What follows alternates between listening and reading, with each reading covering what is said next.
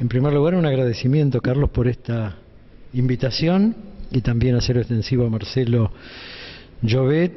En realidad, el ILEC de Necochea forma parte de todos esos institutos que se vienen conformando a lo largo y ancho del país en estos últimos años, en estos últimos 2 o 3 años.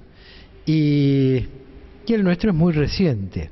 Necochea es una comunidad pequeña de la costa de la provincia de Buenos Aires, una comunidad de 100.000 habitantes que tiene un debate importante sobre construcción de ciudadanía ya desde hace tiempo, un debate que no está concluido obviamente y que de alguna forma ha tenido adelantos y ha tenido también retrocesos, a veces más importantes los retrocesos que los adelantos. Haciendo una breve historia hacia atrás, la semilla que plantó Marcelo Llobet con su primer charla una charla abierta a toda la comunidad y hecha también en la logia Sol Argentino 160, fructificó rápidamente porque había un ambiente propicio como para que un instituto laicista comenzara a trabajar. Y de allí en adelante tuvimos también hace poco la visita del profesor Sebey, de Carlos Sebey, y está programada una visita del hermano Nicolás Breglia próximamente. Hacia atrás yo podría decir que tenemos, ese es nuestro tiempo, es poco tiempo, es un tiempo no mayor de un par de años, que se asienta, vuelvo a decir, sobre una base interesante en la medida en que ha habido un trabajo en los últimos años de construcción de ciudadanía, de construcción de una red, especialmente con organizaciones tanto gubernamentales como no gubernamentales, que conforman o han intentado ir conformando una suerte de red de contención de todos los proyectos que de alguna forma tiendan a trabajar en derechos humanos, fundamentalmente, especialmente en derechos de género y en derechos de la infancia. Ahí hemos tenido la colaboración inestimable y el trabajo muy fecundo con algunas entidades como ser las oficinas de protección, la Oficina de Protección de los Derechos de los Niños, Niñas y Adolescentes, que ya lleva poco más de un lustro trabajando, y también con una entidad local de protección de los derechos del género, que es una entidad que se llama Antígona, y como el nombre lo dice, trabaja fundamentalmente sobre la no victimización de las mujeres que están en un ambiente de violencia. Es todo un tema para otro momento, pero realmente el trabajo ha sido hasta el momento muy fecundo.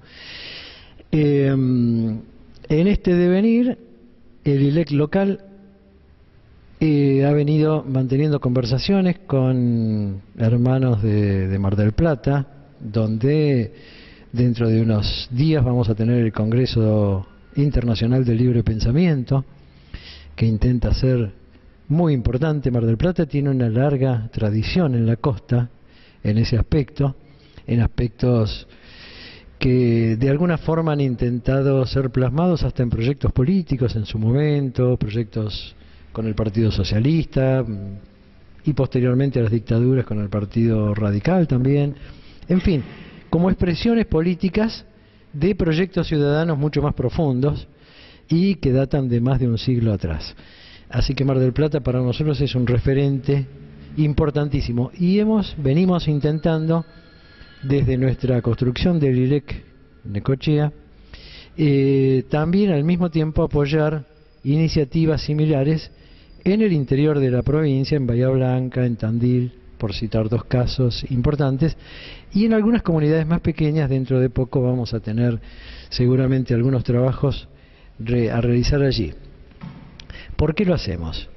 Más allá de nuestro convencimiento y nuestra vocación, y digo nuestra porque no soy yo solo, hoy estoy acá como vocero de un grupo, pero más allá de nuestro convencimiento, de alguna forma también reivindicamos un poco la historia de todas nuestras comunidades de la provincia. Ustedes saben que la provincia ha tenido, más allá de Mar del Plata, que es un caso diferente, pero ha tenido fundaciones masónicas que datan de 130, 140, 150 años atrás en la mayoría de sus comunidades. Mi comunidad Necochea, en su acta de fundación, dice que reunidos un grupo de vecinos, bajo la advocación del gran arquitecto del universo, eso es lo que dice el acta de fundación, bajo la advocación del gran arquitecto del universo, así dice el acta firmada por los vecinos, y a pedido de algunos vecinos, no me acuerdo la palabra exacta, pero algo así, de bajo el auspicio de María S. del Carmen, o bajo la advocación de María S. del Carmen, María S. del Carmen, lo cual demuestra una ironía anticlerical bastante marcada de nuestros antecesores. Pero eso, que es nuestra historia, también se repite y se replica en gran parte de las comunidades del sur de la provincia. Bueno. El micrófono no amplía, es solo para la grabación. Para la grabación, perfecto. Bueno, esas fundaciones masónicas fueron seguidas por décadas de progreso de todo el sur de la provincia. Los puertos, puerto de Mar del Plata, de Quequén, de Bahía, y las ciudades del interior de la provincia.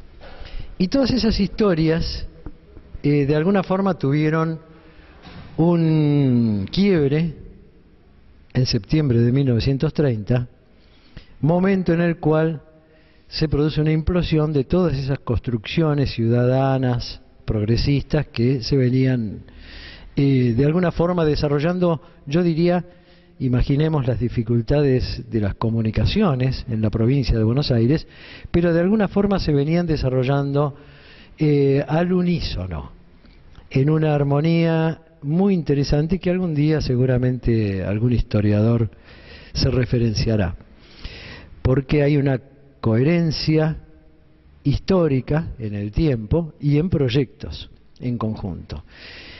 De alguna forma el ILEC viene a buscar actualmente, justamente, y yo me refiero específicamente a esa parte de nuestro país y nada más, viene de alguna forma a recuperar un poco esa historia, a retomarla y a tratar de bucear en esos orígenes para avanzar en todo el tiempo que de alguna forma se ha perdido.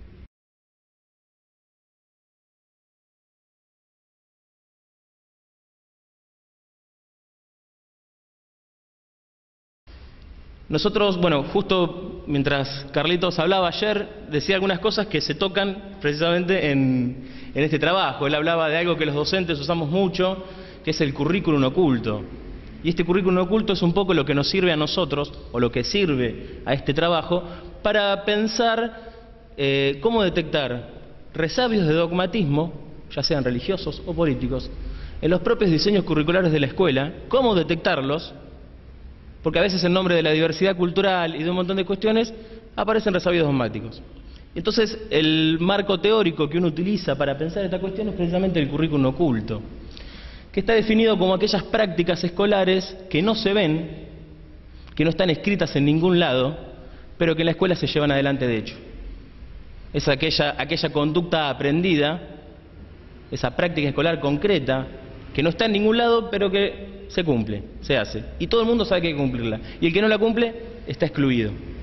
Entonces, a partir de esa noción que es académica del currículum oculto, empiezo a trabajar sobre el diseño concreto, un diseño curricular concreto escolar, que es un diseño bastante polémico, o que fue bastante polémico con su constitución, que es el diseño curricular de ciencias sociales de primer año.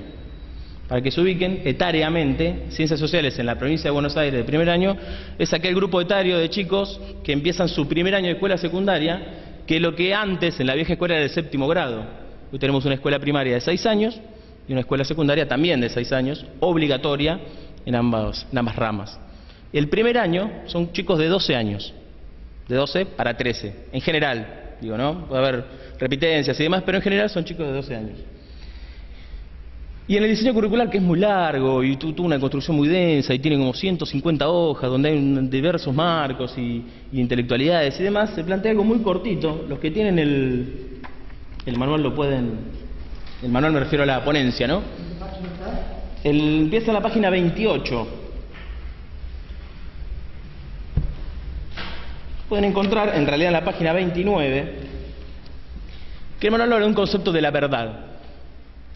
Y cuando habla de la verdad dice, definido como en el tercer párrafo, la concepción de verdad y sus posibilidades de alcanzarla de una vez y para siempre, independientemente de sus contextos históricos y hasta geográficos, leyes universales, ha entrado en crisis y ha sido reemplazada por una visión del concepto de verdad que en virtud de procesos históricos se ha relativizado y otras voces, las de las minorías, las del pensamiento científico, no hegemónico, entre otras, pugnan por construir y legitimar otros modos de conocer y de construir verdades. En apariencia, esta cuestión de amplitud y democracia, dentro del concepto de verdad, suena muy bien. El tema es que precisamente, como dice el título, del diseño al texto hay un largo trecho. En nombre de algunos bachecitos que uno va encontrando en los diseños curriculares y en la traducción concreta de la práctica áulica, hay un trecho muy largo, porque hay un intermediario ahí, y es un poco de lo que habla esta ponencia, que son los manuales escolares. En general, digo, y en la práctica docente concreta y a raíz de charlar con docentes y yo mismo, me he dado cuenta de que yo como docente de primer año de Ciencias Sociales soy uno de los pocos que ha leído de punta a punta el diseño curricular. Compañeros docentes no lo han leído. Entonces, al no leerlo, ¿qué hace un docente en la práctica concreta? Agarra el manual y lo aplica. Y en realidad, en la ponencia lo que se explica un poco es que el manual tiende a ser, o el docente tiende a tomar ese manual como un conocimiento objetivo, cuando en realidad hay un recorte subjetivo y hay una interpretación de un autor concreto de ese manual y hay un interés editorial concreto sobre ese manual de cómo interpretar un conocimiento que encima, al ser ciencias sociales, no puede ser objetivo de ninguna manera. O sea, hay una doble subjetividad. Y en el análisis concreto, siguiendo el análisis de diseño curricular y después metiéndolos en los manuales, hay una línea que está remarcado con negrita en la página 30. Una línea que dice, no, dentro de los contenidos que deben enseñarse: hipótesis sobre el origen del hombre, del evolucionismo, de distintos pueblos originarios y de las religiones. Es un renglón. Solamente está eso en el diseño curricular. Segundo párrafo, página 30. Segundo párrafo, página 30, exactamente. Y en realidad, lo que está pensando o lo que está planteando el diseño curricular en esa cuestión es decir, cuáles fueron las hipótesis sobre el surgimiento del hombre sin poner primacía de ninguna sobre otra y hasta haciendo un recorrido histórico, uno podría interpretarlo así. Porque en realidad 2 o 3 párrafos más abajo, en el diseño curricular, se plantea con total claridad que los humanos modernos, pertrechados por el lenguaje y capacidad para el aprendizaje colectivo, aparecieron en África hace alrededor de 250.000 años. Por lo tanto, echa por tierra cualquier teoría creacionista sobre el origen de la humanidad.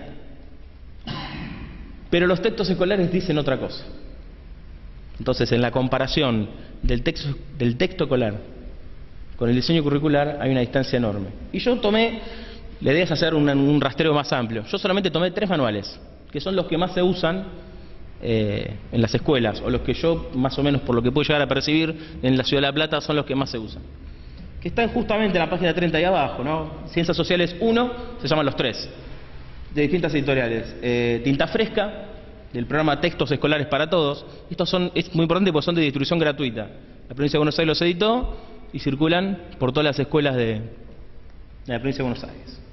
Después está el de Capeluz Norma, en realidad, de la misma editorial, y el de Santillana, ¿no? Las 3 editoriales trabajando el mismo concepto. Entonces lo que hice fue, bueno, a ver cómo trabajan la hipótesis sobre el surgimiento del hombre estos 3 manuales.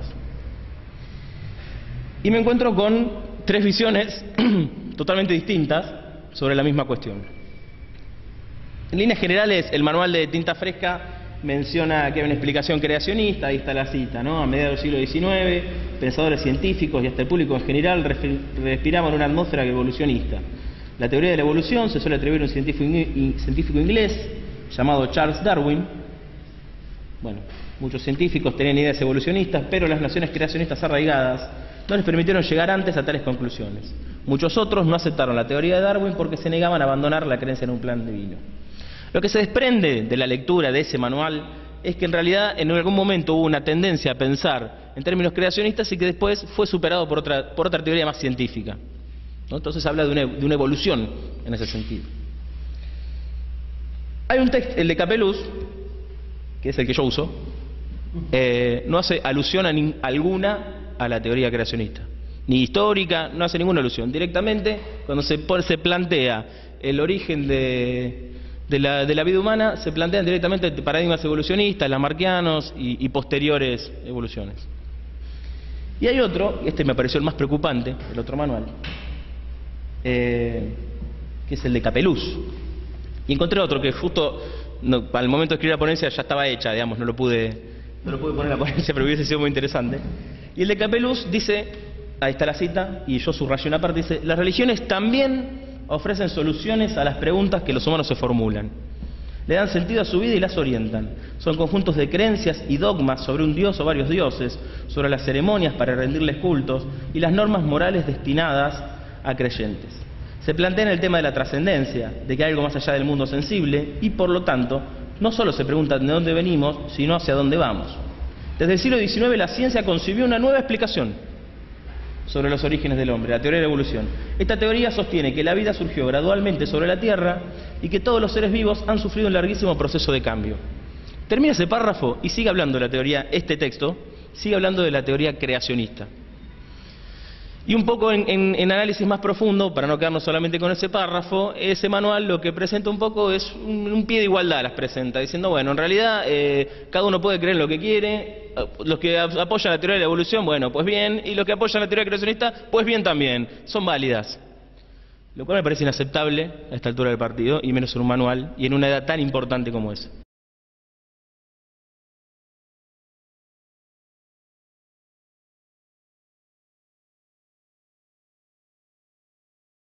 En realidad lo que yo pretendo delinear acá, digamos, el tema de la ampliación de ciudadanía evidentemente tiene muchas vertientes, uno puede entrarle por varios lados.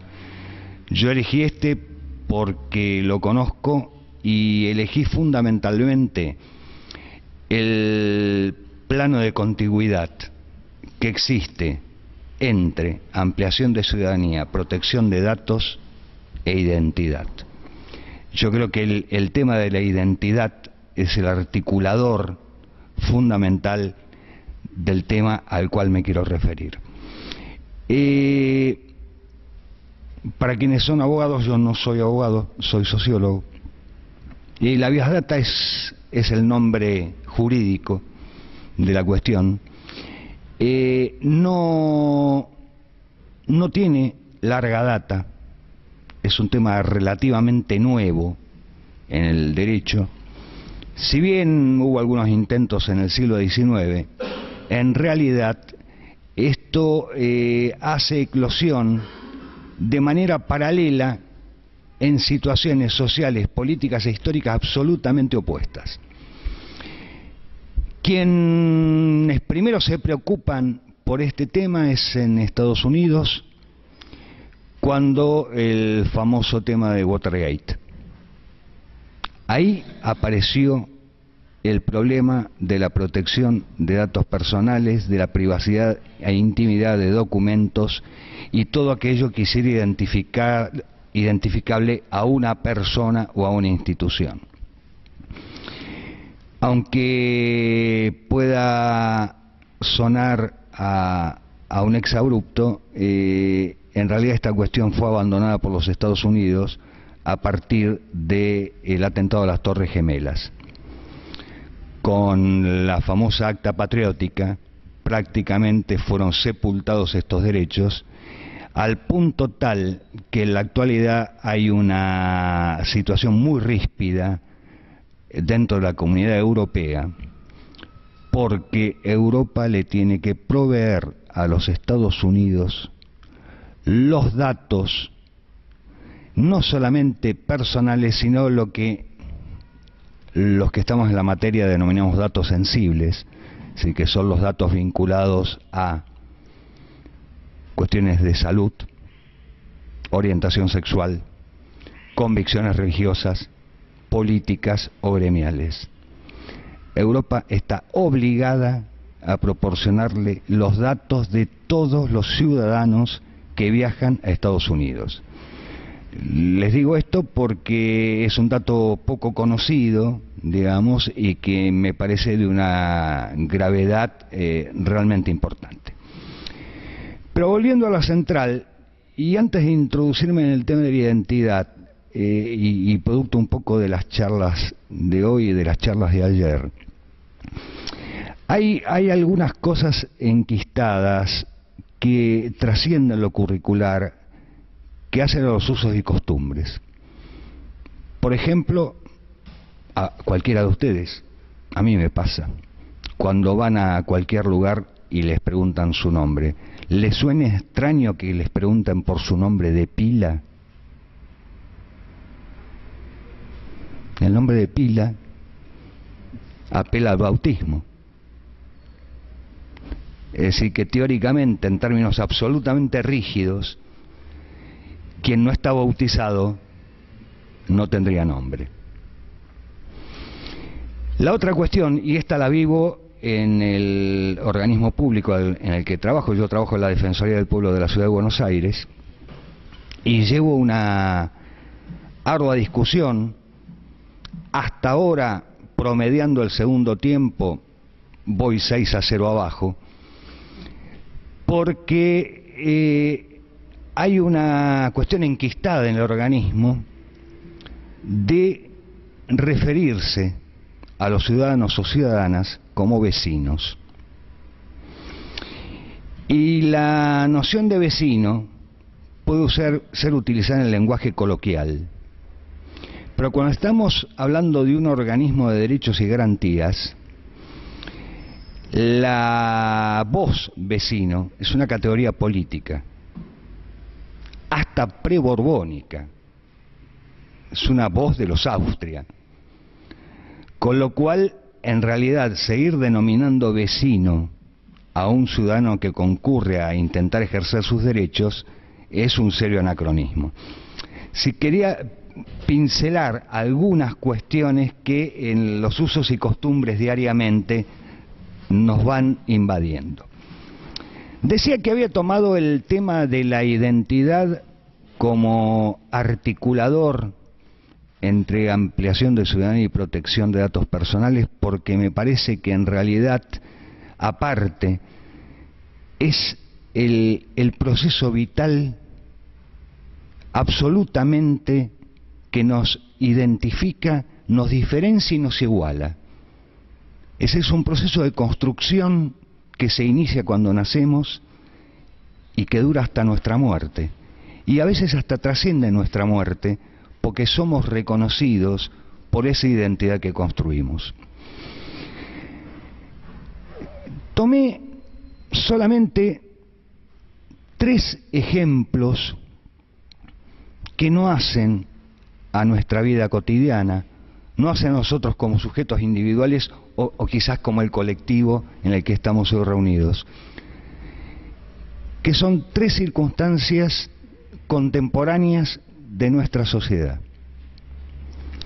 La primera, la identidad de aquellos pibes que nacieron y fueron apropiados en cautiverio.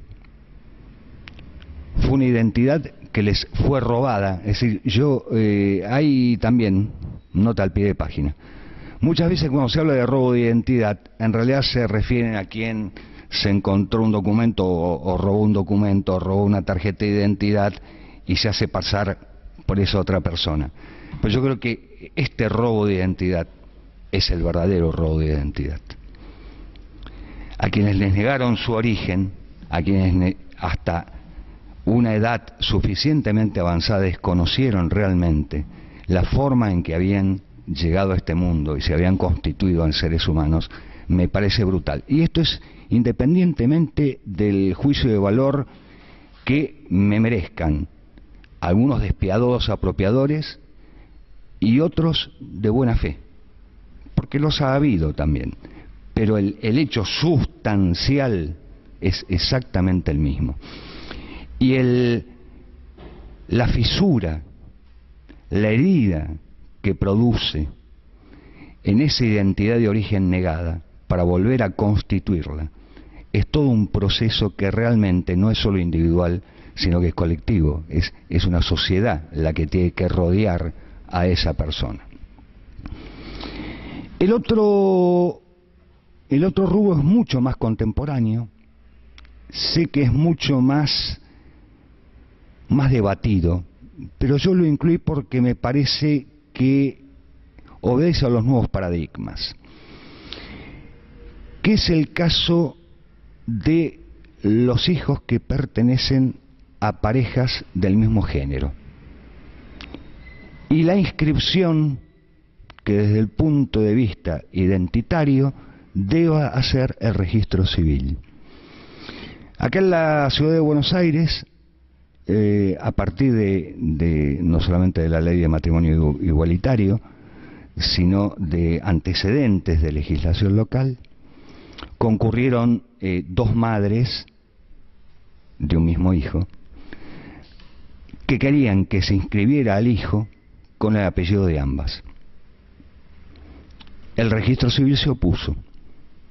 Ellas hicieron una presentación judicial. Y les quiero leer el párrafo del fallo de la jueza, no porque crea que es la mejor definición acerca del tema de identidad, pero me parece como un excelente ejemplo de leading case la definición de identidad que hace esta jueza. Está en la página 51, segundo párrafo. La identidad del ser humano, en tanto éste constituye una unidad, presupone un complejo de elementos, una multiplicidad de carácter predominantemente espiritual, psicológico o somático, mientras otros son de diversa índole, ya sea cultural, religiosa, ideológica o política. Y estos elementos, obviamente, no se obtienen o heredan genéticamente, sino que se han formado a lo largo de la vida a raíz de distintas circunstancias, una de las cuales, diríamos fundamentales, es la familia que se integra, y ello sea que no exista con todos o algunos de sus miembros vínculo biológico alguno. A mí me pareció realmente que en un fallo, que en general los fallos son absolutamente crípticos, o en todo caso son solo para los iniciados en la ciencia jurídica, el hecho de que haya introducido esta noción acerca de lo que es la identidad me pareció realmente un hallazgo. A los habitantes, a los ciudadanos de nuestros pueblos originarios, que se ven negados a poder inscribirse a sí mismos y a sus hijos con el nombre que se reconocen en su lengua, y están obligados a castellanizarlo cuando ello es posible, o adoptar un nombre de fantasía. Y esto me parece que es otro gran vacío que tenemos si, como está reconocido en nuestra propia Constitución Nacional, como está reconocido en las convenciones internacionales que forman parte de nuestra Constitución Nacional, si hay una convención social acerca del respeto de los derechos de los pueblos originarios, siga existiendo este anacronismo. Hay un ejemplo, afortunadamente, espero que tenga éxito, de un proyecto de ley presentado no hace más de un mes en la legislatura del Chaco, es una ley provincial, para que precisamente el pueblo Cuom y todos los pueblos originarios del Chaco puedan inscribir a sus hijos con el nombre de la lengua materna.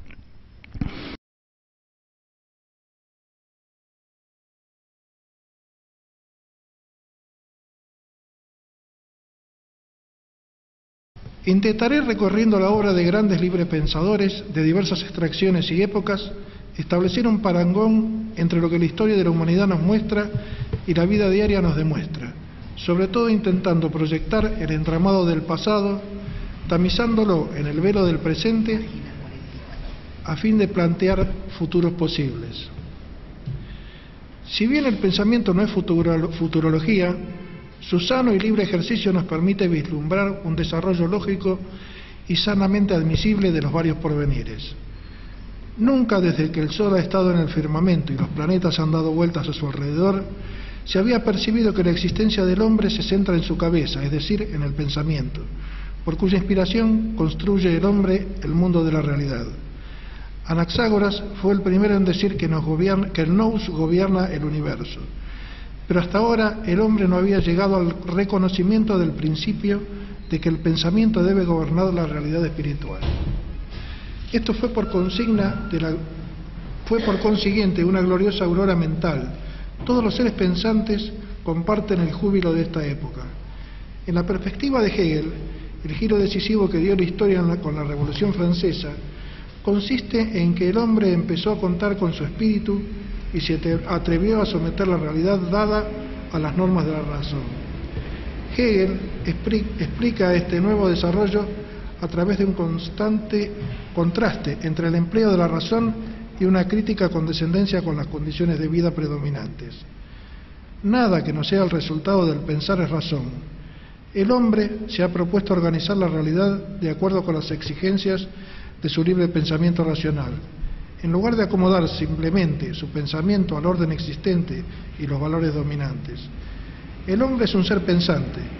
Su razón lo capacita para reconocer sus propias potencialidades y las de su mundo. No está pues a merced de los hechos que lo rodean, sino que es capaz de someterlos a normas más altas. Conclusión. He tratado de demostrar que libre pensamiento y razón van de la mano y forman una corriente filosófica, que quienes las practican sin temor alguno pueden considerarse libres pensadores, pero fundamentalmente he hecho hincapié en que nada de esto es de utilidad si no se tiene el valor y la firme determinación de defender la libertad de expresión. Aquí me veo en la necesidad formal de relacionar libre pensamiento con laicismo. Digo formal porque ninguno de los presentes puede dudar que todo el tiempo he estado hablando de un hombre laico. ¿O acaso se puede ser un libre pensador si no se es primero laico? Pues acaso un hombre atado con cadenas a un credo, como aquel de la caverna de Platón, cualquiera sea este, puede ser libre para pensar y sobre todo para expresar lo que piensa? Porque pensar es difícil, actuar es más difícil todavía, actuar según se piensa es muchísimo más difícil aún. El laico no debe intentar ser comprendido, él debe esforzarse por comprender.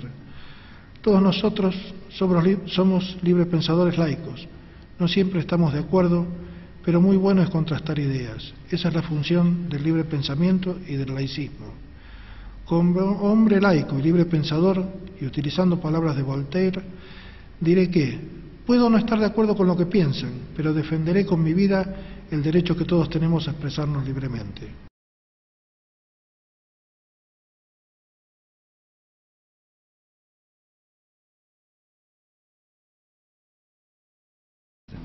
Agradecer la invitación de Rubén, me honra poder estar acá, poder compartir esto.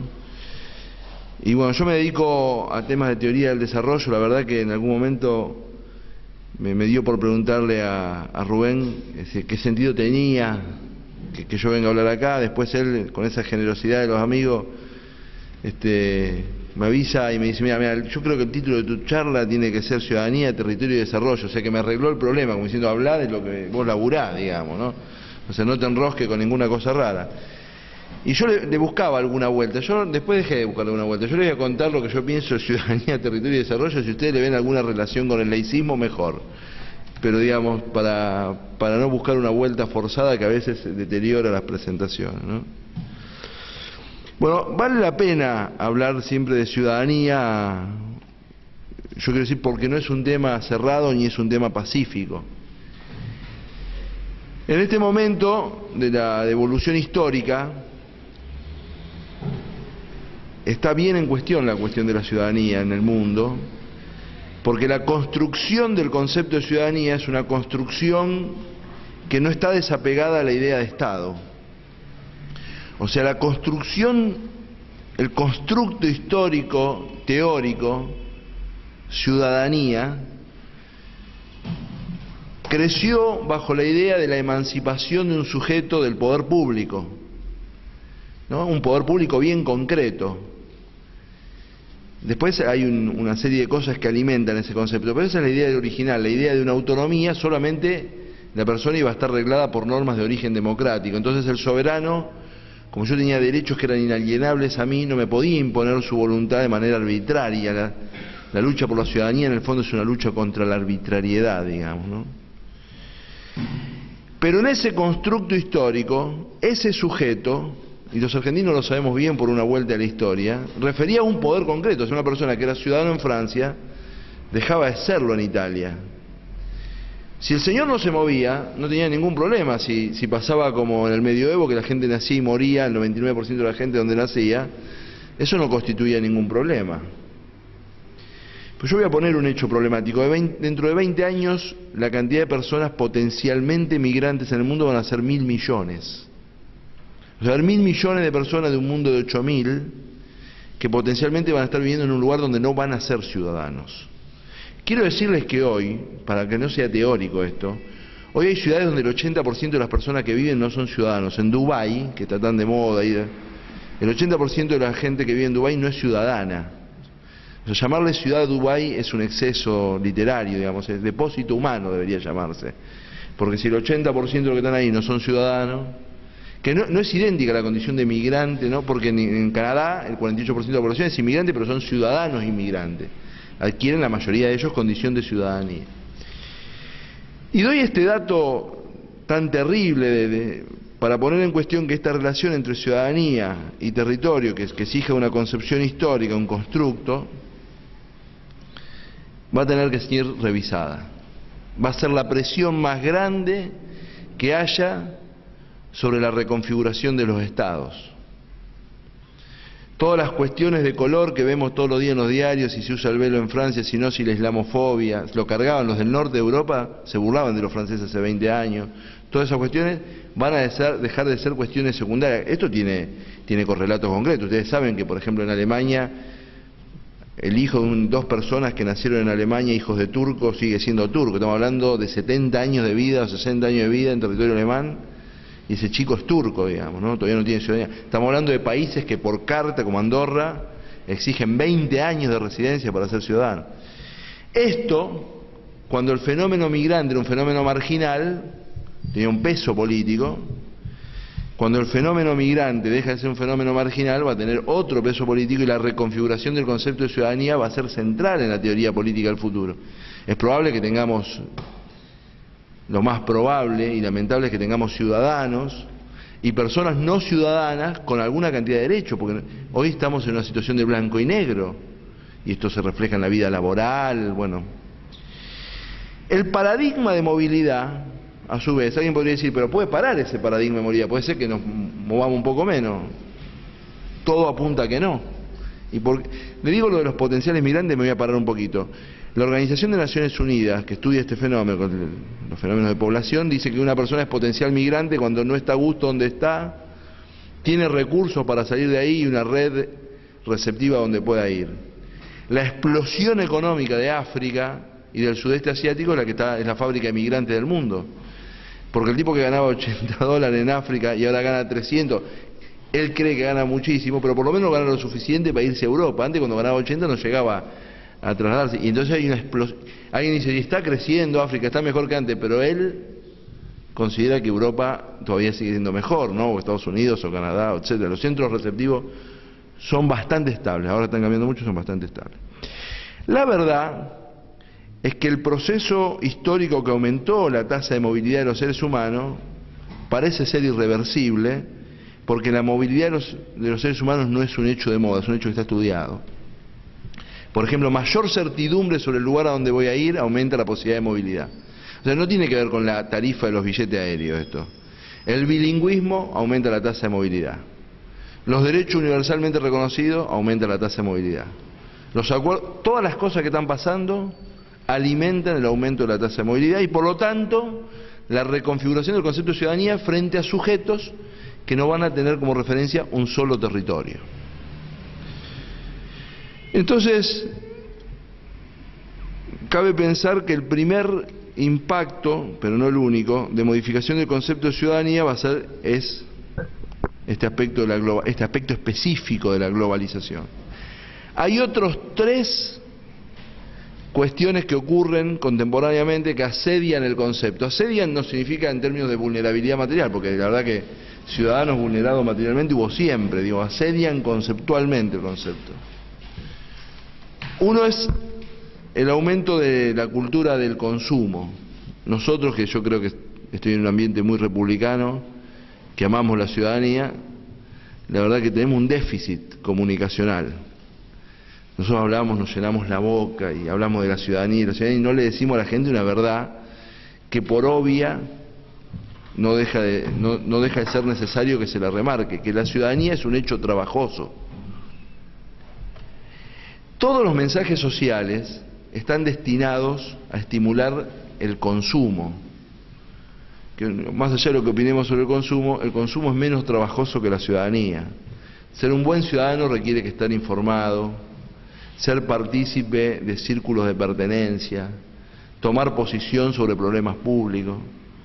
Y todos los mensajes sociales orientan a la construcción de un sujeto donde está muy revalorizada la idea de comodidad. Esto se asocia desde el control remoto hasta lo que ustedes quieran, está asociado en la vida cotidiana esta cuestión y la ciudadanía es un hecho trabajoso. Asedio conceptual 2. Asedio conceptual 3, es difícil decirlo, lo puedo decir acá, está emergiendo en el mundo nuevas ideas de moral oficial. Cae la moral oficial vinculada a las ideas de privacidad, del sexo, etcétera. Pero nacen nuevas ideas de moralidad oficial en contra del pluralismo. Por ejemplo, voy a decir algo tremendo. Había una norma que separaba fumadores y no fumadores, ¿no? En los bares. Y ahí dijo, que no fumadores en todos. Todo lo que atente a la posibilidad de opción plural en cualquier ámbito, bajo cualquier argumento sanitario, etcétera, etcétera, establece la idea de un bueno oficial. Hay algo bueno oficialmente estatuido que disminuye el margen de autonomía de mi elección. Yo lo que tengo que tener garantizado es posibilidades de fumar o de no fumar. Pongo el ejemplo trivial, pero cada vez más emerge en la sociedad una idea de lo bueno oficial. Y la tercera, es tremendo, pero está pasando con el consentimiento nuestro, una altísima tolerancia social a la ruptura de la idea de privacidad, ¿no? De todo esto desde las redes sociales, la ruptura consentida inclusive de la idea de privacidad, porque la idea de ciudadanía tiene 2 pilares. Una es la lucha contra la arbitrariedad y la segunda es que hay un marco, my home, my kingdom, hay un marco donde no entra el poder público, que es mi privacidad. Un marco que afuera, donde el poder público no puede intervenir. Es de absoluto arbitrio mío. Cada vez más, voy a contar una historia, un fallo judicial.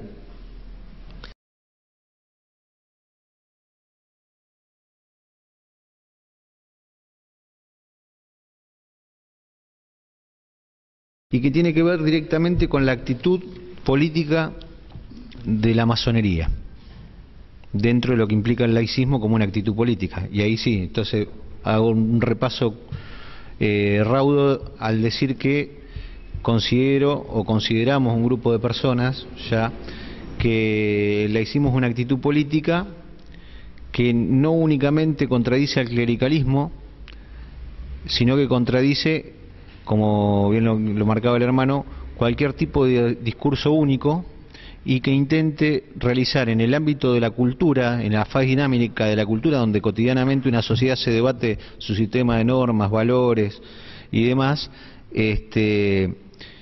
en ese ámbito el laicismo es la actitud política que va contra cualquier discurso único. ¿En pos de qué? En pos de mantener no únicamente la libertad del libre pensamiento, que el libre pensamiento es una acción que cada uno de nosotros hacemos, pero necesita una actitud política que lo defienda. Entonces el laicismo quizá hoy no sea únicamente una actitud política contra el clericalismo, sino contra cualquier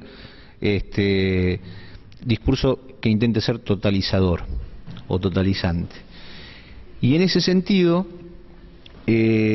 también hay una íntima relación entre laicismo y progresismo como actitud política y clericalismo u cualquier otro discurso único con la reacción.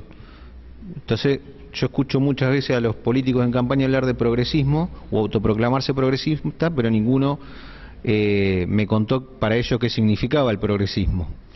Y el progresismo en el ámbito político después tiene un montón de definiciones jurídicas, filosóficas y demás, pero en el ámbito político es claramente la actitud política que intenta hacer ¿qué?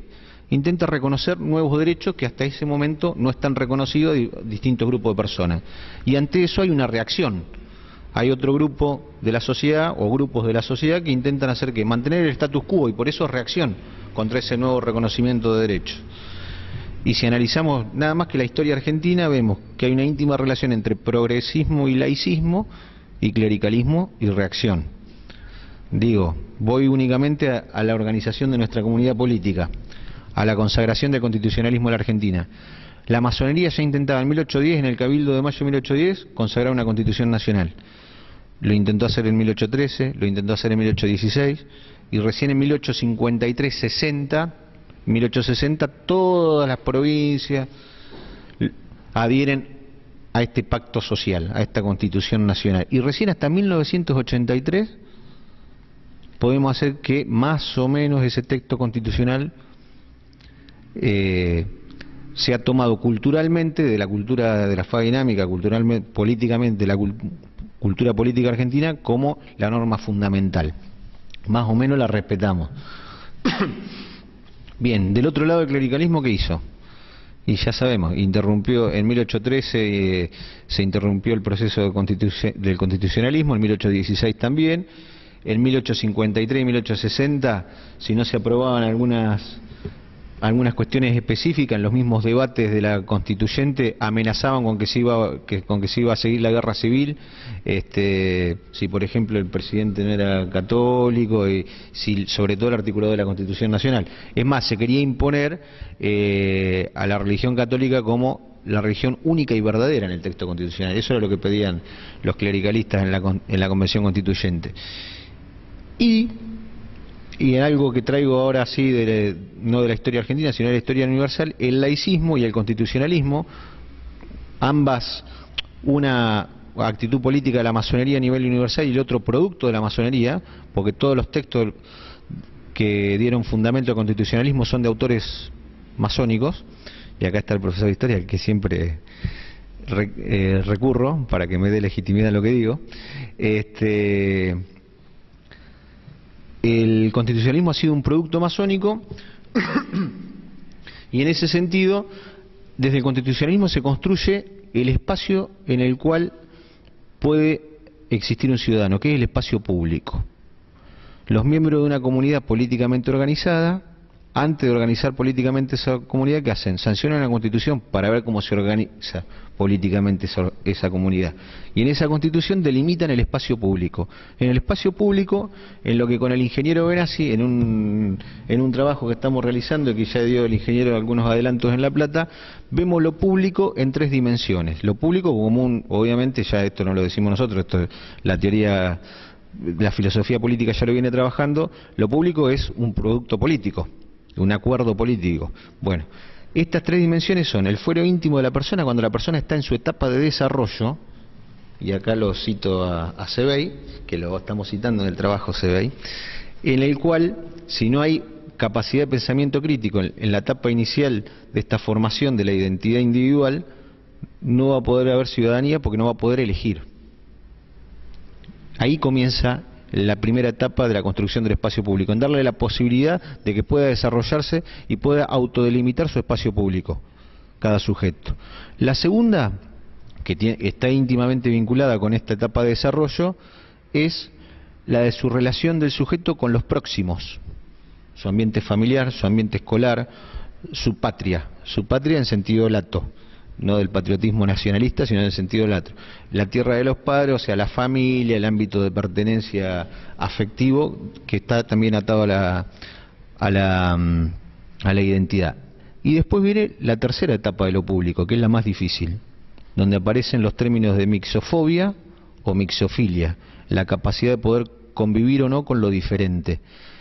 Y ahí es donde tiene que aparecer la norma jurídica para sustentarla, para protegerlo, pero tiene que haber una norma cultural cotidianamente protegida desde la acción militante, y no tenemos que tener miedo de decir militante, tenemos que estar orgullosos de decir militante, desde el laicismo, porque la política es algo intrínseco del ser humano, así que militar en algún ámbito todos lo hacemos, seamos conscientes de eso o no. Bueno, y ahí está el laicismo, sosteniendo esa capacidad de inclusión, de tratar a lo diferente como diferente a través de una discriminación positiva. Siempre hay una discriminación, siempre elegimos, porque discriminar es elegir, pero una discriminación positiva, lo que el derecho se llama discriminación positiva, y que la doctora también nos puede ayudar en eso, que es que esta comunidad política, frente a lo diferente más vulnerable, haga un mayor esfuerzo para poder poner en rango de igualdad las oportunidades de todos. Y ahí es donde está el laicismo. Y para eso se necesita una actitud, un panorama, un ambiente de mixofilia y no de mixofobia. Es decir, de poder llegar al otro, comunicarme con el otro, conocerlo y crear un lazo, el tercer principio masónico, quizá un lazo afectivo con el otro. Que deje de ser un desconocido, que deje de ser un distinto para ser parte de la comunidad en la que me desarrollo. Y ese concepto de comunidad puede ser próximo, ideal, y dentro del ideal está la humanidad. Y quizá hubiera estado bueno debatirlo con uno de los disertantes anteriores cuando hablaba de la cuestión, nos marcaba desde el territorio la cuestión de la ciudadanía universal. Y dentro de este tercer ámbito está la cuestión de lo público en sentido material. Y es decir, la cantidad de espacio que le doy al otro, que desconozco, porque eventualmente me puedo llegar a relacionar con él o no, para que se desarrolle, la cantidad de espacio que le doy en estos tres mismos ámbitos que hablábamos anteriormente, para que el otro se desarrolle o no, para que se desarrolle en su proceso de desarrollo, diría Piaget, entonces me estoy pisando, de formación de su propia identidad, para que se desarrolle en su núcleo familiar, en su barrio y demás, y para que se desarrolle dentro de un ámbito social. Y acá aparece, y lo tengo que citar al ingeniero Benassi, la cuestión de la legislación, o sea, de la norma formal, aparece la cuestión de las acciones del Estado y aparece la cuestión del territorio. Y acá yo voy a ser bastante osado con lo que voy a decir. Ahora voy a ser sincero además, me voy a situar, es decir, les voy a confesar desde dónde estoy situando el análisis, desde el conflictivismo. Yo estoy parado, fui formado desde el conflictivismo. A mí el primer documento que me dieron para estudiar en su momento en la agrupación en la que yo militaba fue la contradicción fundamental. Entonces vengo del conflictivismo. Yo no tengo nada que ver. Hay algunos responsables que la redactaron y demás en su momento, y después uno se encuentra con los próceres, ¿no? Y eso es importante. Pero bien, y me hizo perder encima, es parte de la emoción. No, pero previo a eso, Iba a ser sincero. iba a ser sincero. ¿Y por qué? Porque partimos de que ese consenso básico de los que integran, cada uno de los que integran la sociedad, acá la ciudadanía, el ejercicio de la ciudadanía no tiene que ver con frenar las arbitrariedades del poder público, porque el ciudadano es el que delega y es la fuente de ese poder público. Si tomamos conciencia de eso, también estamos ejerciendo laicismo, que es el fundamento de lo público. Si no hay laicismo, no hay convivencia, entonces no hay nada público. Todo nos despertenece, no tenemos nada en común. La logia es el germen del espacio público.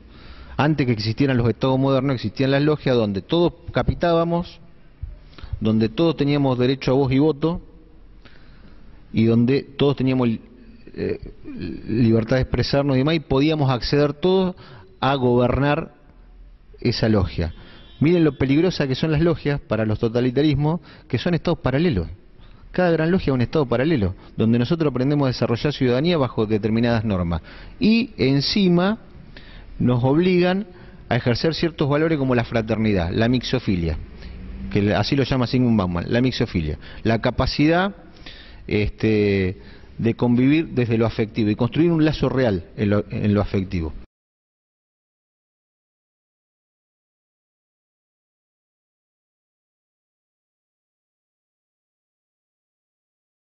El final de tu análisis, ¿no? Que es la educación, en este caso para la ciudad de Buenos Aires, pero como pregunta como sociedad, es decir, ¿qué educación tenemos?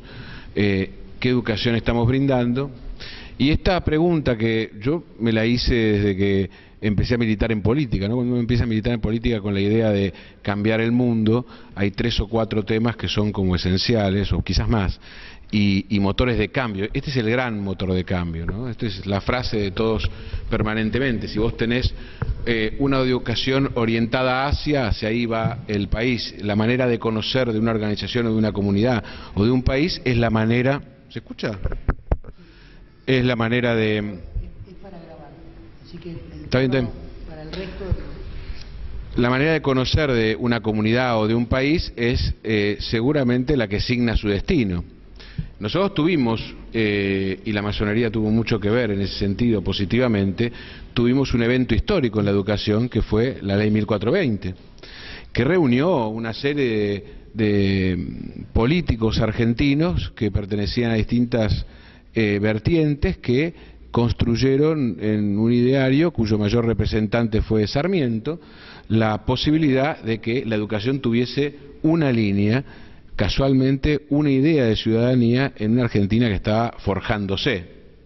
Ahora, esa 1420 que permitió, por no menos de los primeros 60 años desde que se aprobó hasta acá, ya no cubre las expectativas, no las cubre hace años, pero yo creo que uno podría decir que hace 30 años no pronunciaba la idea de que la educación estaba atrasada a 100 años. Hoy podemos decir que la educación está atrasada a 100 años. Que hace falta una 1420 nueva. ¿Por qué podemos decir esto? Uno, porque cambiaron las condiciones de contexto mundial de desarrollo, no es el mismo desarrollo, porque no son las mismas industrias, porque la idea de una escuela organizada en materias, en una segmentación, digamos, de formación propio de la era industrial no es la que necesitamos hoy, porque las materias que nos importan hoy no son las mismas que importaron hace 50, 100 años. Pero todo esto es como si no ocurriese. El cambio que tuvimos desde lo social, en lo familiar, en la política, no afectó mayormente, no es que no ha habido nada y no es que no ha habido esfuerzos individuales, pero no afectó mayormente la estructura básica del esquema de formación en la Argentina. Hace pocos años, 5 años, se aprobó una ley nacional que revirtió la Ley Federal de Educación. Quizás se acuerdan, la Ley Federal de Educación fue la que trajo el EGB, armó un lío bárbaro, pero en realidad, más que producir un freno en desarrollos como era la escuela técnica, no produjo un gran cambio en el sentido de la evolución. La nueva ley de 2006 revirtió esa situación, planteó la posibilidad de las orientaciones y dejó, por supuesto, en cada distrito la posibilidad de que esto tenga en un mayor cambio una evolución mejor. Y este es el debate que se debe a la ciudad de Buenos Aires, la parte que le toca a la ciudad de Buenos Aires. Quizás ustedes vieron ramalazos el no debate en las tomas y en otro tipo de problemas que ha habido, yo creo que no de la manera más feliz, pero que ocurrieron hace poco en lo que se relacionaba con la escuela técnica, o quizás lo vieron en las distintas declaraciones que hubo entre ministros de la necesidad de ya poner la educación de la ciudad de Buenos Aires en línea con la nueva o la última ley nacional. En ese contexto, en estas ideas que se podría expresar mucho mejor de lo que debería ser una nueva educación y un nuevo paradigma educativo, de lo que terminó y lo que debe ocurrir, les decía, desde la política, a mí me tocó comprometerme y pensar como cuando empecé a militar, en que este cambio había que hacerlo. Ese intento, me tocó ser diputado de la ciudad, lo hice estando en la legislatura, presentando una ley de educación que nunca logré que se trate, no la mía, ninguna otra, digamos. Y lo mismo, finalmente, con otras leyes posibles, como podían ser una ley de escuela técnica o la posibilidad de elegir materias, es decir, cambios que podían operar en una mejora del sistema y en la posibilidad de un nuevo paradigma educativo.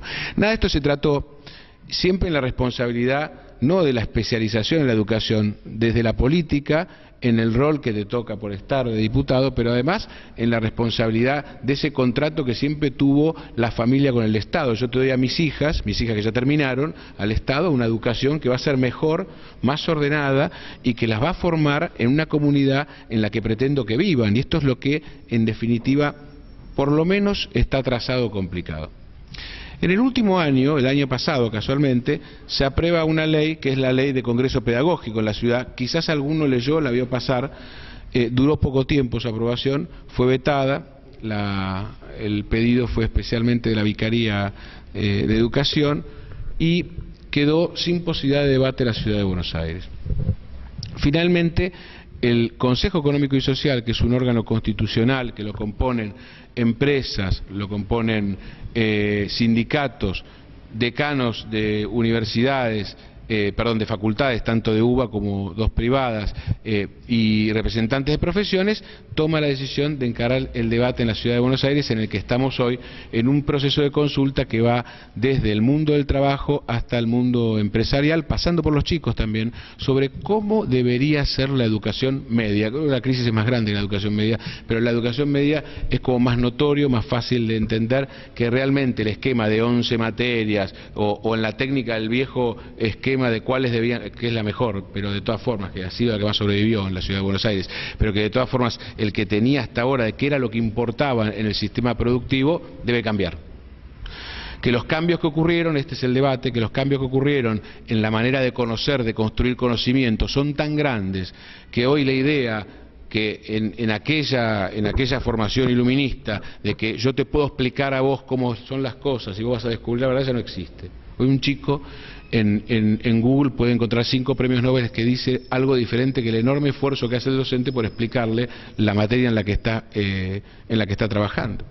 Así que lo que hay que cambiar, antes que exigirle incluso al docente una evaluación, me parece a mí, es el sistema, es decir, el qué querrías pedirle a ese sistema educativo, que permita tanto a la familia como a la sociedad recontratar con la escuela.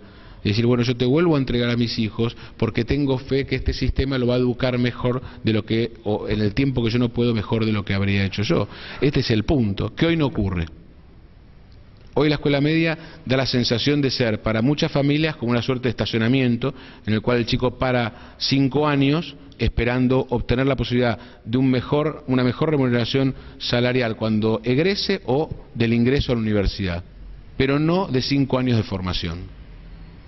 ¿Qué es lo que debería ser? ¿Qué es lo que animó en aquella 1420 a quienes sellaron un pacto de construir el pensamiento crítico, la ciudadanía, la posibilidad de evolución dentro de nuestro país? Creo además que es el debate más importante, es decir, que deberíamos estar todos reclamándolo. Es curioso cómo la ciudadanía no reclama las cosas más importantes. Debería estar golpeando la puerta de la legislatura, de los ejecutivos, del Congreso Nacional, diciendo qué miércoles están haciendo con la educación, están hipotecando a nuestros hijos. Esa es la situación, ¿no? Yo, al terminar de legislador, decía, ojalá llegue a tiempo a ayudar a corregir, junto a otros que están mejor preparados que yo, la educación para que mis nietos no les pase lo mismo que a mis hijas, que se formaron con el mismo esquema de educación que mi madre. ¿Entendemos? Es tremendo pensarlo de esa manera. Tomemos en cuenta que además en el mundo el debate sobre el nuevo paradigma educativo está presente, es decir, la crisis sobre la educación está en países que revisaron en los años 60, como Estados Unidos, que revisaron en los años 80, es decir, que revisaron su educación.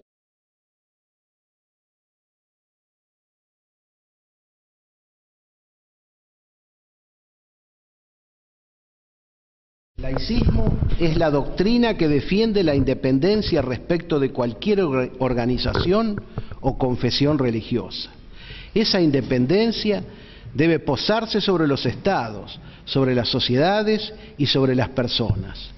Abogamos por una clara diferenciación entre el fuero íntimo y la realidad colectiva. La libertad intrínseca del ser humano nos reserva una zona de pensamiento cuyo acceso guardamos celosamente. Esa es, por ejemplo, la zona de las ideas y las creencias, y que dentro de estas últimas, las convicciones religiosas están amparadas por la devoción que experimente cada individuo. Media un trecho muy extenso en confundir a esa parte por el todo. Los siglos del oscurantismo han contribuido a velar los contenidos de muchas palabras.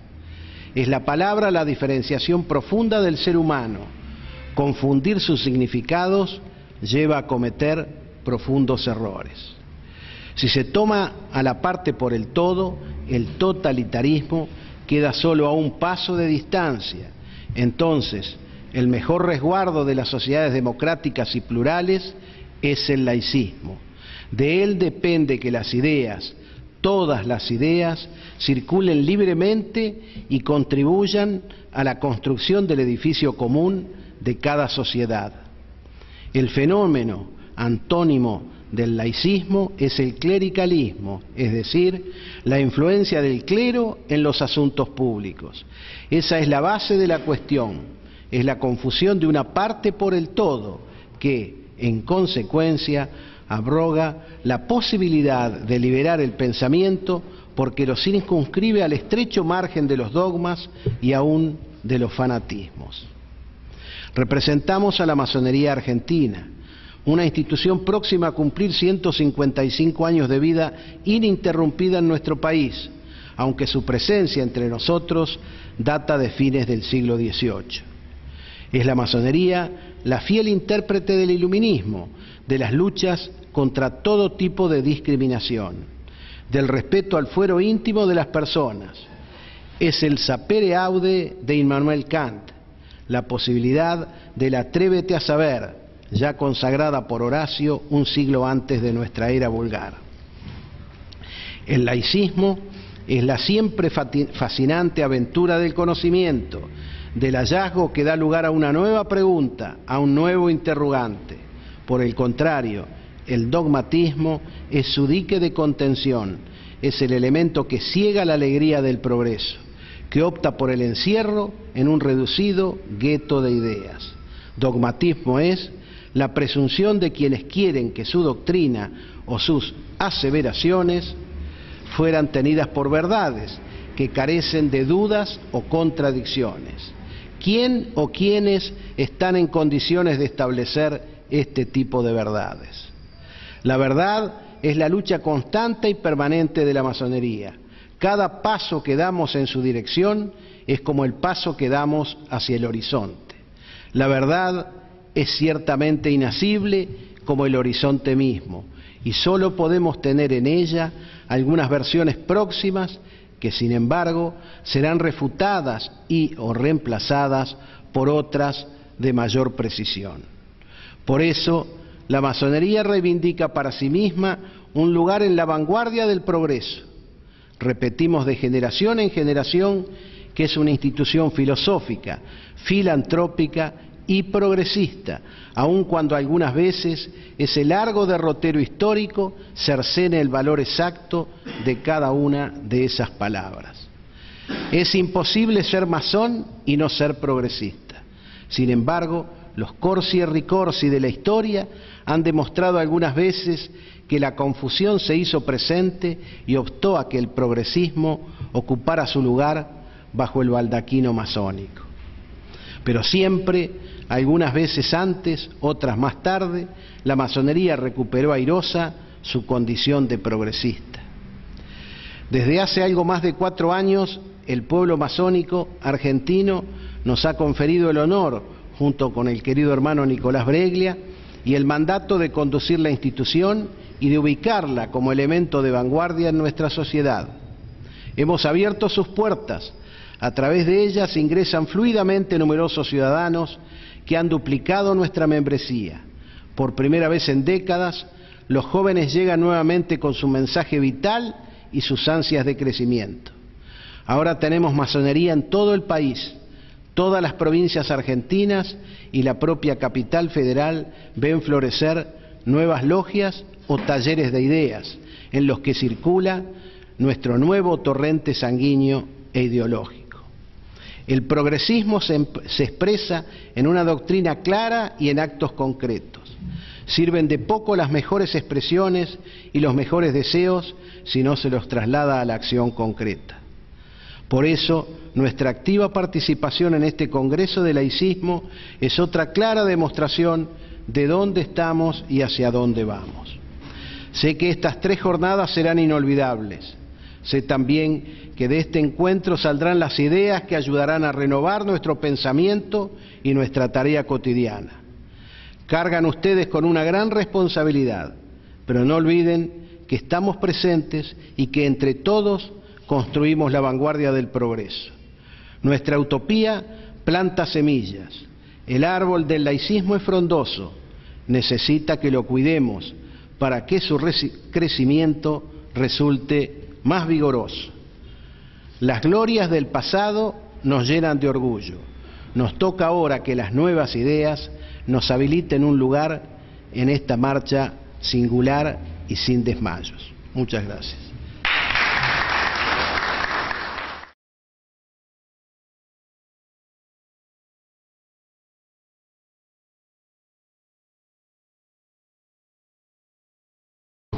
Yo voy a tratar de escribir una ponencia larga, así que la pueden leer todos los que tienen el cuadernillo. Mi tema que traje a este congreso se refiere a la mirada historiográfica, a la construcción de los relatos de la historiografía y la vinculación y el peso. Decinos el número de la página. 58. Igual no voy a leerlo, voy a hacer un... Porque alguno está buscándola y... Sí, es la última ponencia. Les decía que mi tema de interés es la historiografía y sobre todo la construcción de relatos más o menos únicos, contradicciones, confrontaciones, y cómo los climas de época van favoreciendo la emergencia de determinados relatos por sobre otros. Esta ponencia, que en realidad es un viejo ensayo publicado, que le puse precisamente el nombre de Documento de Barbarie. Documento de Barbarie refiere a una de las tesis de Walter Benjamin, que acá está precisamente el primer párrafo de esa tesis de la filosofía de la historia, está puesto como epígrafe de este ensayo, y dice: no existe documento de cultura que no sea a la vez un documento de barbarie, y dado que el documento de cultura no es en sí inmune a la barbarie, no lo es tampoco el proceso de la tradición a través del cual se pasa de lo uno a lo otro. Entonces, vamos brevemente con los documentos de barbarie. En primera instancia, en la rebelión de las masas, José Ortega y Gasset escribió una frase que creo que después de él muchos la tomaron con demasiada literalidad, ¿no? La frase de Ortega y Gasset es: todo Estado comienza por ser una obra de imaginación absoluta. Como puede verse, lo de Ortega es una metáfora y no debe ser tomada literalmente. Muy peligroso tomarla literalmente. Chicos, no lo hagan en sus casas, diría el viejo locutor publicitario. Es cierto, si nosotros aceptamos que el Estado es un acto de imaginación absoluta, es porque la historia se compone de vacíos. Y no hay vacíos en la historia. Para aquellos que provenimos de una tradición materialista histórica, esta cuestión es clara. Precisamente Karl Marx argumenta en el 18 Brumario que los hombres no hacen la historia a su libre arbitrio, ni bajo circunstancias libremente elegidas por ellos. Por el contrario, dice, son determinadas circunstancias que existen y transmite el pasado, las cuales les permite a ellos hacer su historia. Y termina esta frase con un apotegma terrible. Dice: los hombres no hacen la historia a su libre arbitrio. es la tradición de las generaciones muertas lo que oprime como una pesadilla el cerebro de los vivos. Dos grandes tradiciones de ideas que, aunque están en gran parte extenuadas, siguen confrontando con singular obstinación en la cultura política argentina, atraviesan nuestra historia y reclaman para sí una vigencia invariable en el presente. Y reclamar esta vigencia invariable en el presente no es otra cosa que seguir oprimiendo como una pesadilla el cerebro de los vivos, tal como lo decía Marx.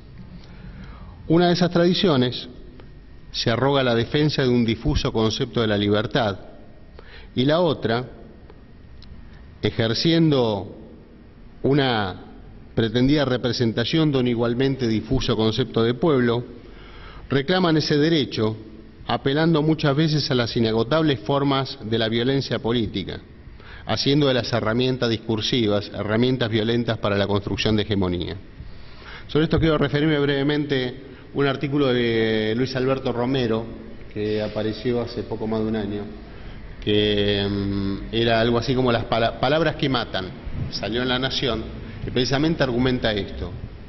Mucho antes de disparar las balas, la violencia, esas balas están cargadas de palabras.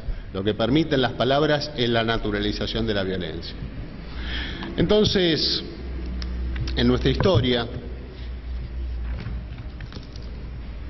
durante gran parte de nuestro siglo XIX, fue la guerra, y muchas veces la guerra civil, la que habló por sí misma con vigorosa elocuencia, otorgándoles a los circunstanciales vencedores el derecho de disponer de la vida, de los bienes, pero sobre todas las cosas de la conciencia de los vencidos.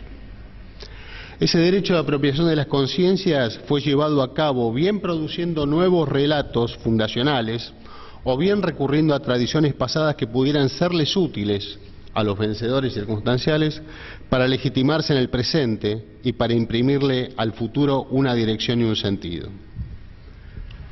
Permítame que rescate una carta que para mí tiene una claridad meridiana y es muy poderosa en cuanto a lo textual, que le escribe Juan Facundo Quiroga, comandante militar de Los Llanos. Es una carta que le dirige a José María Paz poco antes de la batalla de Oncativo. En plena guerra civil, aún en vísperas de batallas cruentas, entre ellos se mandaban correspondencia. Y en esa carta, y vinculado al tema de la guerra civil y vinculado al tema de la violencia, le escribe Facundo Quiroga a José María Paz. Estamos convencidos, escribe Quiroga, de pelear una sola vez para no pelear toda la vida. Es indispensable ya que triunfen unos u otros, de manera tal que el partido feliz obliga al desgraciado a enterrar sus armas para siempre. Esto lo escribe Facundo a José María Paz en la víspera de la batalla de Oncativo. Entonces, vemos que nuestro siglo XIX estuvo tenido de una violencia política y que así fue construida la nación. La guerra estableció los nuevos derechos y sobre todo el derecho a disponer de la conciencia de los vencidos. Paralelamente a ello, nuestra literatura fue de la mano con las soluciones muchas veces impuestas por la guerra. De modo tal que, por ejemplo, el ensayismo argentino del siglo XIX concatenó, racionalizó y transformó en rutinas del pensamiento todas aquellas consideraciones que respecto a la idea de nación se hallaban hasta entonces dispersas en las diferentes soluciones que se alcanzaban por las armas. Por eso existe una relación muy íntima entre literatura, sobre todo literatura e ideas, y la política. No solo en el siglo XIX, sino que también ese vínculo, ese apareamiento entre literatura y política reclama su vigencia en los días presentes. Entonces, de esas primeras contradicciones fundamentales, por utilizar un término de Manuel, que trajo a colación Manuel en realidad. El ensayismo argentino del siglo XIX fue muy eficaz en construir una dicotomía que fue una de las más importantes ficciones orientadoras de la historia argentina. Me refiero a la dicotomía sarmientina de civilización y barbarie. Déjenme referirme brevemente a estas cuestiones. Barbarie tiene dos acepciones corrientes. Barbarie significa alteridad y también significa naturalidad. En tanto alteridad, la barbarie es sinónimo de lo extranjero, lo foráneo, pero con una particularidad. La barbarie se utiliza para designar todo aquello que es diferente a nuestra propia idiosincrasia, pero que es percibido como algo que en vez de ser objeto de emulación, es objeto de repulsión. La barbarie como alteridad no es algo digno de imitar, es el otro y a su vez es el otro repulsivo. Y en cuanto a la barbarie como sinónimo de naturalidad, denomina todo aquello que se encuentra en estado originario de pureza o de rusticidad. Tratando de definir a través de barbarie, en esta segunda acepción, como todo aquello que está en un estado inalteradamente primitivo. También tenemos que hacer una distinción en esto. La barbarie, ya vamos a ver que la civilización ocurre lo mismo, con su díada ocurre lo mismo. La barbarie no fue en la Argentina un apelativo inmutable, sino que se resignificó y se sigue resignificando a la luz de los grados de identidad, cohesión de la sociedad argentina y de la percepción de múltiples amenazas. Así, por ejemplo, en la visión sarmientina, el gaucho montonero era la barbarie. Después de Caseros, después de Pavón, el gaucho vencido, y sobre todo después de la guerra de policía llevada a cabo por Mitre y por Sarmiento en las provincias, ese gaucho ya vencido pasó a ser la imagen de la tradición nacional y aparecieron nuevos bárbaros. Esos nuevos bárbaros que aparecieron a fines del siglo XIX eran nuestros inmigrantes ultramarinos, los que llegaban en los barcos, los que llegaban con ideas rojas en las cabezas. Esos pasaron a ser los bárbaros.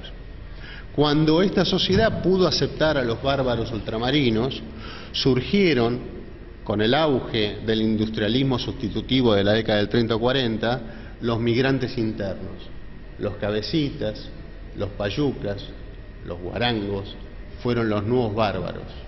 Y nuestra época también tiene bárbaros. Entonces es un proceso que se resignifica constantemente. Aparentemente ninguno de los tiempos argentinos queda fuera de esta lógica que parece invariable. ¿Y qué quiere representarnos esta lógica? Básicamente que para que algunos puedan estar adentro, otros necesariamente tienen que estar afuera. La identidad se construye básicamente como un concepto de exclusión. Yo soy porque hay otro que es diferente. Yo pertenezco, el otro no. Esta fue la primera idea de barbarie y civilización, esta primera díada que se fue construyendo a partir de la publicación de Facundo, Civilización o Barbarie, en forma de folletín en el diario El Progreso en Chile. Esta fue una fórmula muy exitosa para ejemplificar la necesidad del progreso. Sin embargo, en la década del 20, del 30 del siglo XX ya, la propia crisis de la democracia liberal clásica en la Argentina llevó a repensar todas estas ideas y hubo muchos autores, Martínez Estrada, por ejemplo, que empezaron a pensar la barbarie y la civilización como hechos que se necesitaban unos a otros, y uno era el espejo del otro. Frente a ello, aparecen la escuela liberal, sobre todo la nueva historia social, con José Luis Romero y con Tulio Alperín Dongui, que tratan de hacer una relectura del liberalismo clásico, digo, el liberalismo de base heurística de Mitre. Lo hacen desde una clave que combina determinados elementos de la izquierda liberal, No nos olvidemos, por ejemplo, de José Luis Romero, fue hasta su muerte un destacado intelectual y militante del Partido Socialista, ¿no? Entonces, ellos plantean un ataque feroz casi, muy mordaz contra la escuela revisionista. A modo tal que, por ejemplo, me permití rescatar un párrafo de Tulio Alperín Dongui, que es realmente, le toca, él hace una conferencia en el párrafo está en la página 63. Cuando Tulio Alperín Dongui habla del revisionismo se refiere en estos términos: el revisionismo histórico argentino, esta corriente historiográfica cuyo vigor al parecer inagotable no de explicarse por la excelencia de sus contribuciones, en verdad modestísimas, le debe más bien a su capacidad de expresar las cambiantes orientaciones de cierta verdad. Modestísimas aportaciones, dice Tulio Alperín Dongui, sobre el revisionismo histórico argentino. Bueno, en resumen, yo creo que el campo de la historiografía siempre ha sido un campo muy fértil para el debate político. Esto es en parte como lo explica Eliseo Verón, ¿no? Todo proyecto político necesita una apelación y una apropiación de la historia. Lo necesita porque intenta justificarse en los ropajes antiguos lo que ocurre hoy y ahora, ¿no? Eliseo Verón y Silvia Sigal lo dicen, ¿no? Que el pasado no es otra cosa que una metáfora del presente. Y yo creo que en realidad la historiografía es un campo muy fértil para las operaciones intelectuales. Estamos en un proceso de lucha cultural y estamos en un proceso de confrontación de relatos. Yo creo, modestísimamente, que uno de los grandes fracasos de la historia reciente de la Argentina, una de las cosas que explican su inusitado caudal de violencia durante el último cuarto de siglo y que explican de algún modo lo que podría significar un nuevo fracaso en el futuro de no trabajar en esta dirección, creo que ha sido la falta de diálogo, básicamente, entre las vertientes igualitaristas del liberalismo junto con las vertientes igualitaristas del populismo. Porque precisamente vivimos un tiempo de paradojas. La paradoja de que los liberalismos han quedado aprisionados de una idea de libertad vacía y los populismos, aún con sus formas autoritarias y sus malos modales, realmente incluyen. Entonces, creo que está abierto el debate para que también, desde una óptica laicista y masónica también, podamos llegar a un punto de encuentro entre estas dos grandes tradiciones que, como decía Marx, siguen oprimiendo la conciencia de los que aún estamos vivos y que siguen reclamando su vigencia, aunque extenuadas y en parte agotadas.